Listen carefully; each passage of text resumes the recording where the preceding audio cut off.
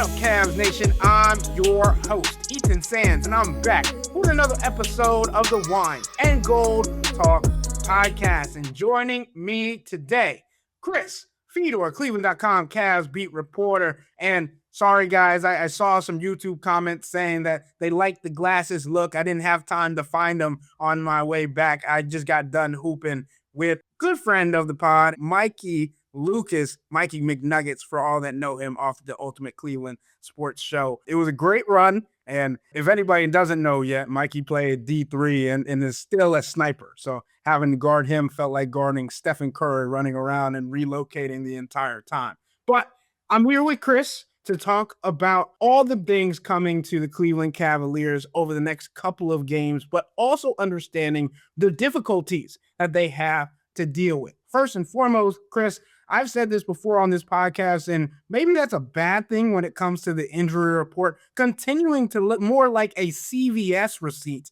than an injury report list. Here's what the injury report looks like for the Cavs game against the Detroit Pistons, the number 1 seed in the Eastern Conference on Friday night. All the players that are out: Donovan Mitchell, Max Strus, Riley Minix. Those are the 3 guys that are already ruled out for the Friday night's game. Questionable: Keon Ellis, James Harden, Dennis Schroeder, and Dean Wade. We're here to do a Hey Chris episode, Chris, and one of the first questions from our subtexters kind of goes hand in hand with that notion. Brandon from Lake Wiley, South Carolina says, with the James Harden news, are the Cavs more worried about seeding or health heading into the playoffs? We learned last year seeding isn't everything, but matchups are everything. Chris, obviously looking at the injury report, looking at it not just being James Harden, what are you thinking about going into this contest? We previewed it a little bit last night,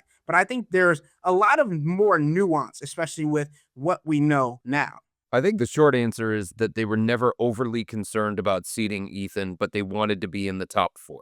That was something a couple of months ago that head coach Kenny Atkinson talked about. Can we get into the top 4? I think the main thing for the Cavs is as long as they're in the top 6, one of their locked-in playoff spots in the Eastern Conference, then they're going to feel good about their chances. But it's true that, the better seed that you are, the more home games that you play, that could end up being the difference in what could be a very, very close and competitive series. Think about last year. Do the Thunder win the NBA championship if they didn't have home court advantage, if Game 7 would have been in Indy instead of in OKC? It's hard to know for sure, but that certainly gave the Thunder a better chance of winning the NBA championship. So, no, it's not the end-all, be-all. I think the Cavs believe in the talent that they have. I think they believe in the chemistry that they have. I think they believe in the readiness of this roster compared to about a month ago. So I don't think that they're chasing a seed. I don't think they're saying to themselves, man, if we don't get number 1, if we don't run down Detroit, then our chances of getting out of the Eastern Conference are going to shrink significantly. So they have never been in a situation this year, Ethan, where they've been chasing wins at the expense of the bigger picture. And I don't see them doing that now that the playoffs are so close. Obviously, we know this Cavs team has always been cautious with their players and with a team that knows how they want to be peaking going into the playoffs. And I think what's important is not only the questionable notion or the out signification of where they are for the players for tomorrow's game, but it's also the injury itself. Keon Ellis is also dealing with a left index finger fracture. He's questionable. James Harden, as we know, right thumb fracture. He's questionable. Donovan Mitchell, a right groin strain that sidelined him against the Milwaukee Bucks the other night. Dennis Schroeder, we saw in that Milwaukee Bucks game him kind of turn his ankle. He's dealing with a right ankle sprain. And then obviously Dean Wade, who has a lengthy injury history, and we know how important Dean Wade is going to be for this team in the playoffs, especially with whoever they may match up against and being the defensive stopper on the perimeter for this Cavs team. That goes hand in hand with the next question from our subtexters, and that goes into a player who has had his role fluctuated throughout the entire season. This question comes from Anu from San Francisco. He says, I understand the move to the bench for Jaylen Tyson And I agree with the three of you that Jaylen has the potential to be a playoff performer. So why does it feel like he is getting less minutes or moved down the rotation when the team is near healthy? What is Kenny Atkinson seeing that we are not? And Chris, just to add on to a news question a little bit here, Kenny Atkinson said something that raised all the ears in the press room when he said that Jaylen Tyson had to earn his minutes going forward. And I think it's important to note that because of what he's already accomplished this season. Donovan Mitchell saying after a game that he's already accomplished so many things that other players hadn't accomplished in their entire careers in his second season in the NBA, arguably his first season, as he and Kenny Atkinson have pointed it to at points this season. What are you seeing that is allowing Kenny Atkinson or forcing Kenny Atkinson to change his mind or alter his thinking when it comes to Jaylen Tyson? I don't understand this line of thinking from Kenny. I recognize that he has a difficult job to do. I recognize that there are a lot of different guys that should be in the every night rotation that could make a case for 20 to 25 minutes a night. But this idea that he has to re-earn minutes just because three other guys showed up at the trade deadline, that doesn't make any sense to me. This isn't a new coaching staff. Like, if you're in a situation where a new coach comes in halfway through the season, then I totally understand it. But this is the same coaching staff. Jaylen Tyson has already proven himself to this coaching staff. Jaylen Tyson has already proven himself to Kenny Atkinson. He has earned his minutes. He has earned his playing time. You can't just ignore everything that Jaylen accomplished in the first 3-4 months of the regular season because Dennis Schroeder, Keon Ellis, and James Harden are now here. That doesn't just go out the window. And look, I get it. Kenny has to figure some things out when it comes to his lineups and his rotations. And he's got to figure out, okay, what's the best way to use Keon Ellis? What's the best way to use Dennis Schroeder? What's the best player to play alongside James Harden? All these different things. It's really, really important to the big picture that Kenny Atkinson figures these things out. So he needs some leeway to figure these things out. He probably has to have a longer leash on some of these guys to figure it out. But the idea that Jaylen Tyson, who has been one of the Cavs' most impactful and effective players, has to re-earn minutes just because there are three new players in the rotation, I don't think that's the right approach from Kenny. If I'm Jaylen and I hear that, I'm pissed. If I'm other players in the locker room and I hear that comment, I'm not happy about it. So I think Kenny's got to be really, really careful when it comes to Jaylen. In saying that, you saw the other night against New York that at a time where it seemed like Jaylen was starting to lose minutes and his playing time was dwindling, there he was getting 24 to 28 minutes once again because of what he did in that game that made him so effective and allowed the Cavs to be so effective. So I do think that there is some idea from Kenny of there are certain matchups that he thinks are going to be more beneficial for Jaylen. There are certain matchups where he believes that Jaylen can get by more at the power forward spot in a small ball look. So I think it's going to be situational. I think it's going to be matchup dependent. I think it's going to be game flow. I think it's going to be about the effectiveness of some of the other guys that are there. But it's clear that Kenny is trying to find different ways to use Jaylen and seeing, okay, can he be effective in a small ball four role? Can he be effective maybe playing the two at various points? Can we have him bring the ball up the floor every now and then to take some of the ball handling pressure off of some of these other guards that are being hounded by pesky dudes like Jose Alvarado, for example? So I do think that there is a little bit of, now that James is here, now that Dennis is here, now that Keon is here, where does Jaylen fit? And what's the best role for him? And what's the best position for him? And what's the best pathway for him to get minutes? But I don't think that Kenny has figured it out yet. I don't know that he has that answer yet. And like I said, I think he has to be very careful because Jaylen has been important to the success of this team. Jaylen has been really, really effective. And Jaylen has a role that you would think is going to be really, really important in a 7-game series against whoever it may be. That level of toughness, that level of effort, that level of competitiveness, that level of tenacity, that level of floor spacing and shooting that he brings to the table. Also ability on the offensive end of the floor to kind of put the ball on the deck and put pressure on the defense by going to the rim. Those things are needed. Those things help the Cavs. So I do think it's something that Kenny has to be careful with. The other thing that stands out to me, just to answer the question as honestly as possible, Kenny has gotten really annoyed with Jaylen recently about some mistakes that he continues to make.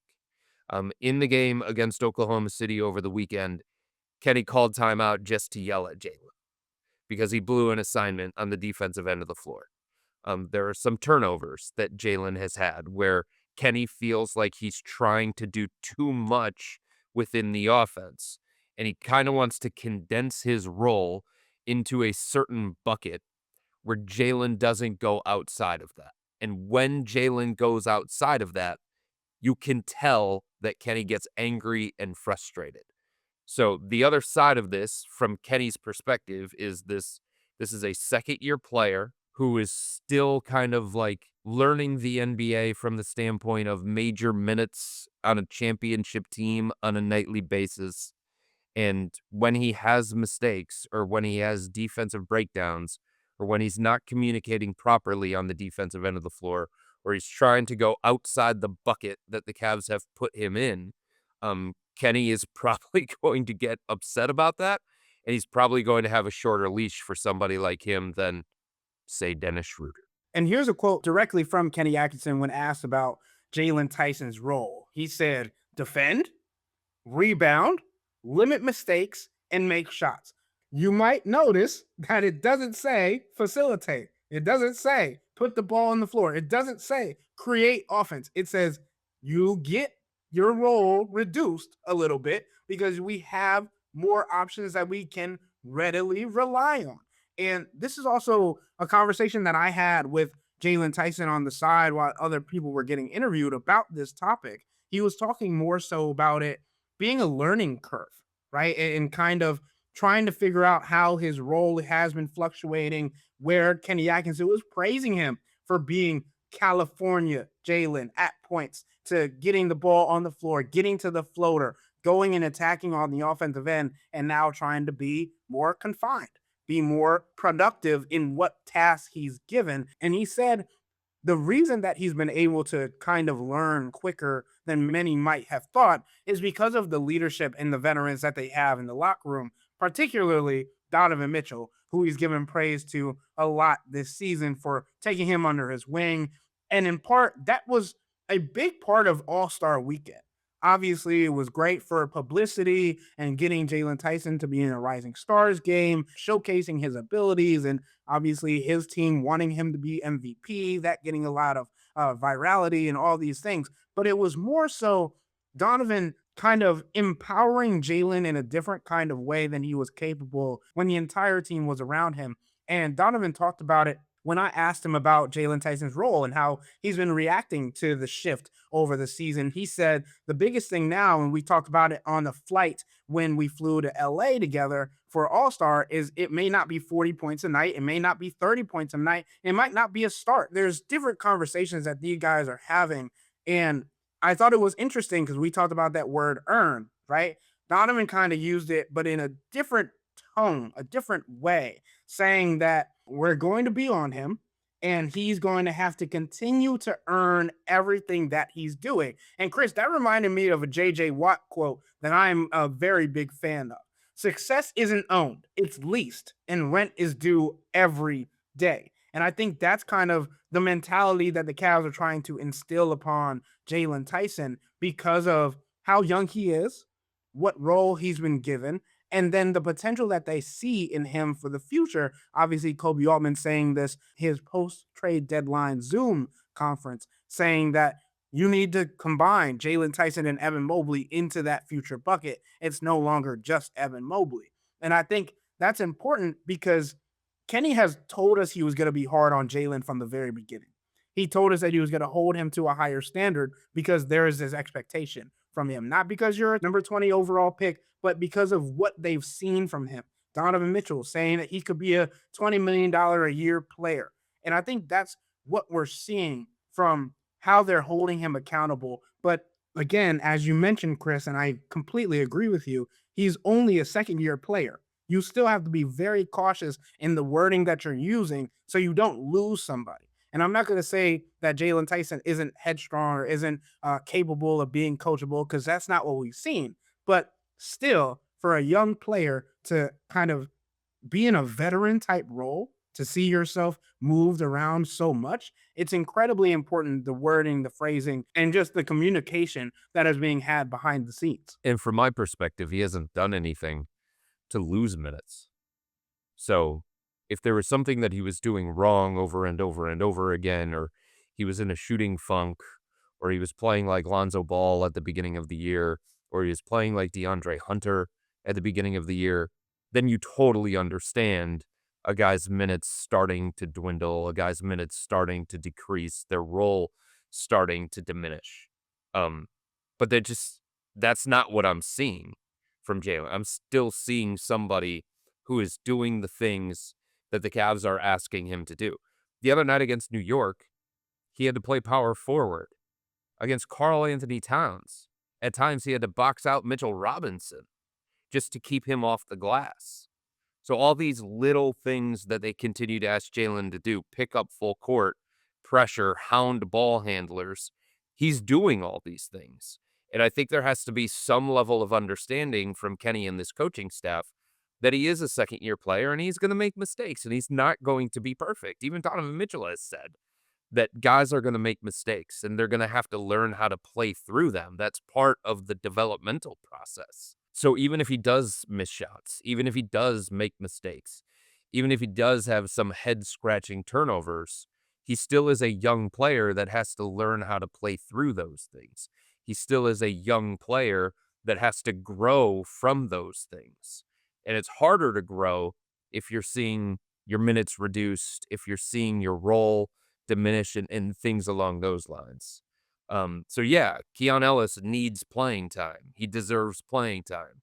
Dean Wade does as well. And it's a complicated thing because it's a numbers game. But sometimes you just have to like pick a couple of minutes from each guy along the way to make sure that you can fit everybody who deserves it and everybody who has earned it. And I don't think there's anybody inside this organization that would say that Jaylen Tyson hasn't earned a big role on this team. I'm in complete agreement because of what he's been able to do this year. And during the stretch of where the Cavs were having success, being one of the most important players during that stretch before the trade deadline, I think that cannot be lost in this conversation either. And also, he's shooting 45% from three. Chris, be gone the defensive notion and what he's been able to contribute on that end of the floor. He's had not only the three-point shot, he's had one of the best two-man games with Donovan Mitchell, the short roll, the floater, and arguably one of the best bank users in the game for somebody that is 6'6" and below, right? There's so much to his game that I'm a fan of, and I continue to want to see him play. And that's why I continue to ask Kenny Atkinson about these things, especially when potentially tomorrow, if Dean Wade's not able to go, Jaylen Tyson's in the starting lineup. And you know who's guarding Cade Cunningham tomorrow? If Dean Wade's not able to go, Jaylen Tyson. So it'll be a good test depending on who plays, depending on who doesn't. But I want to get to this next question from our subtexters coming from Pranav in Columbus, Ohio. He says, why are the Cavs so bad at defending the three? What have they tried? What's not worked? Do they have the personnel to be better, or is this what it's going to be? So, Pranav, I want to give you the statistics because you are not wrong. The Cavs are fourth worst in three-point field goal percentage in the league, allowing 37.2% from deep on 38.1 three-point attempts per game. Chris, we saw the Cavs kind of change their defensive principles at the beginning of the season to try and be more point of attack oriented, trying to defer in the transition, trying to help them prevent the teams to get to the scoring zone and allow Jared Allen and Evan Mobley to not get a breather, but not have to clean up everything. I think it's fair to say that that hasn't worked. And they tried to make some of the adjustments at the trade deadline to adapt to these things. Keon Ellis, Dennis Schroeder, and the sample size is small, but they're still struggling, at least when it comes to attempts per game, since Schroeder and Ellis have been here. What do you think is the reasoning behind these things, and can it be fixed? Look, you always get a little bit careful when you're talking about small sample sizes, because you just don't know exactly what is the truth, and there's so many circumstances tied into that. What opponents are you playing? How good are they from 3-point range offensively? What kind of schedule have you been dealing with? How many games are back to backs and stuff like that? But um, I honestly feel like I sound like a broken record when I do this. I think having Darius Garland killed everything that the Cavs wanted to do defensively. And I think having Darius play as many minutes as he did at the beginning of the season, it compromised their defense. It created breakdowns repeatedly where this defense was scrambling, where Jared Allen was helping or Evan Mobley was helping, and they were out of position because of that. And I just think, like, when you have a guy that you have to protect as much as the Cavs did with Darius, I think it puts strain on your defense. And I think because they had so many issues at the beginning of the season in terms of point of attack defense, that it caused so many different breakdowns. It caused so much scrambling from this team that closeouts weren't sharp. They were sloppy, that defensive breakdowns happened. There were miscommunications. Fundamental things within their defense just weren't good enough. But it's different now. And over the last 10 games, the Cavs, in terms of opposing field 3-point percentage, um, they've been top half of the league. Because I think they just don't have as many guys that they have to cover for. They just don't have as many guys that are that frail at the point of attack, that die on screens and things along those lines. So I think there is potential for this group, and the Oklahoma City game was terrible from a 3-point percentage, and Milwaukee was terrible from a 3-point percentage, and Kenny addressed that. But I think for the most part, because they have positional size across the board, because there isn't a glaring defensive liability that they have to protect and cover for on an every possession basis, that I just don't think their defensive principles are going to be compromised as much.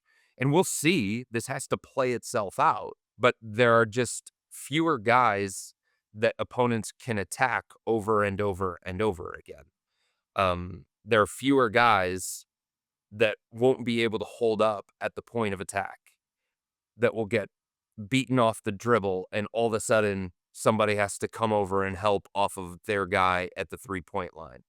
Or all of a sudden Jared Allen has to do something that is outside of his realm of normal responsibility, or same thing when it comes to Evan Mobley. So I don't think that they are an elite 3-point defending team, because the numbers certainly don't say that. But I think they can be capable enough, and I think it'll be a passable grade most nights because of the personnel changes that they made, including DeAndre Hunter, who got lost off the ball over and over and over again. You're not seeing those same kinds of breakdowns, not as consistently anyway, and maybe because it's a small sample size. But I think you're not seeing them as consistently because you have more capable individual defenders that aren't going to cause your defense to go into scramble mode consistently. The three guys that were struggling from that standpoint are all off the team. And the thing that we can say about Keon Ellis is that he is a disruptive defender, that he is a capable defender, that he is a plus defender. Dennis Schroeder, he's annoying, he's a pest, he's a nuisance, all of those kinds of things. He doesn't die on screens the same kind of way. Like, he can't get attacked repeatedly the way that teams attacked Darius. James Harden. If James Harden Like, he has his defensive limitations for sure, but he's not a defensive liability. That's a big, big difference. And we've talked about this over and over and over again on this podcast. Having to hide a player defensively, whoever it may be, puts such a burden on the other defenders that you have. It puts such a strain on your defensive principles. And I just don't feel like the Cavs have anybody that they need to quote unquote hide on this defense. And that doesn't mean that every player on this defense is an elite defender. But I just don't think that the same problems that the Cavs have, I think part of, their overall numbers and where they're ranked in a lot of these categories are tied to what happened in the first couple of months of the season. And I think part of those numbers are tied to guys that are no longer here. So over the last 10 games, for them to be top half of the NBA in guarding the 3-point line, at the very least, that shows progress. At the very least, it shows like a blueprint that they have to potentially be better than what they once were. The only caveat that I'm going to give to this, because I do agree that they have better players, better fit to defend the 3-point line, is that they still are giving up the 4th most 3-point attempts over that 9-game stretch. So whether or not they're just playing teams that are making them, whether or not they're making these contests a little bit tighter, all those things will come to fruition over the last 20-some games of the season. I think they are going to give up those threes. I think that's just going to be part of their scheme, because everything's about protect the paint. And if you have 2 elite rim protectors and Jarrett Allen and Evan Mobley, yeah, they can cover ground. Yeah, they can get out to the 3-point line. But the hope is that you create a fortress around the paint. And then teams are going to have to find like other ways to attack the Cavs when the Cavs are on defense. And it's not going to be, let's go at Evan Mobley over and over and over again inside, or go at Jarrett Allen over and over and over again inside. They're going to try and get all these guys to move. They're going to try and test their feet. They're going to swing the ball from side to side to see if they can create looks that kind of way. So I just think the way that they're constructed and the personnel that they have with 2 elite rim protectors, with 2 guys who are more comfortable around the paint, I do think it's just going to lend itself to the other team getting 3-pointers, and then it comes down to who is taking those threes on the other team. Are you following the scouting report and the game plan? And what kinds of threes are those? Are they catch and shoots? Are they from the corner? Are they pull up? Are they off the dribble? Are they contested versus uncontested? How close is the defender on those threes?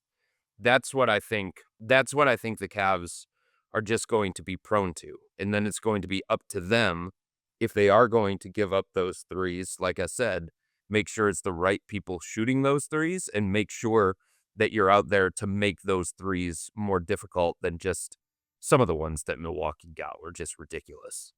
I mean, AJ Green had opportunities to dribble, grab the ball, find the laces, drink some Gatorade, snack. It was not a good showing, and Kenny was very, very disappointed in their defensive effort in that game overall, especially because when you play against Milwaukee, you know that they're looking for threes. You know that that's a big part of what they do offensively. So as long as the defense and the looks that the opponent will continue to get weren't ones that resembled what Milwaukee got, then I think the Cavs they'll be okay enough giving up threes because of what that means with Jarrett Allen and Evan Mobley and protecting the paint and all that kind of stuff. Well, we'll get to see how good Jarrett Allen and Evan Mobley can wall up tomorrow night against the Detroit Pistons, as they love to get into the painted area. But with all that being said, that'll wrap up today's episode of the Wine and Gold Talk podcast. But remember to become a Cavs insider and interact with Chris, me, and Jimmy by subscribing to subtext. If you want to get your question answered on the podcast, or you want to get a shout out on the podcast, this is the only way to do so. So sign up for a 14-day free trial or visit cleveland.com/Cavs and click on the blue bar at the top of the page. If you don't like it, that's fine. All you have to do is text the word stop. It's easy, but we can tell you that the people who sign up stick around, because this is the best way to get insider coverage on the Cavs from me, Chris, and Jimmy. This isn't just our podcast, it's your podcast. And the only way to have your voice heard is through subtext. Y'all be safe. We out.